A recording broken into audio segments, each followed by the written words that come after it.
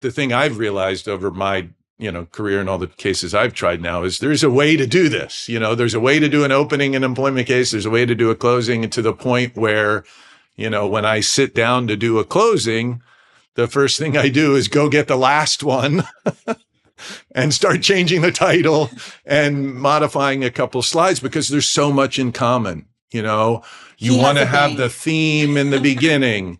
You want to, circle back and tell a little bit of story. Then you want to get into the jury instructions. We all develop these little gimmicks we have, and we all know it's all about adopting what you learned and heard from others and making it your own. And sometime I heard about the red herring story, where in old England, they used to train the hunting dogs by dragging a stinky fish across the fox's trail.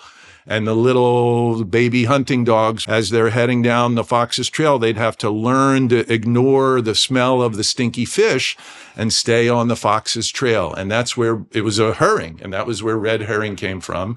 And I would suggest to you, ladies and gentlemen of the jury, that over the past 2 weeks or so, you've had a lot of stinky fish drugged back and forth in front of you, trying to distract you from the truth. But like those little baby foxhounds, you need to keep your eye on the truth.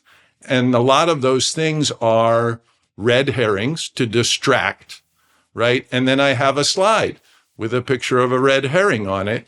And I have the 10 things on there that they did during the trial to trick people.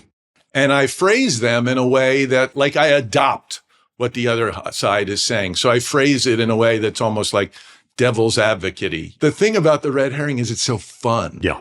But it's that ability to do anything. And I've really embraced that.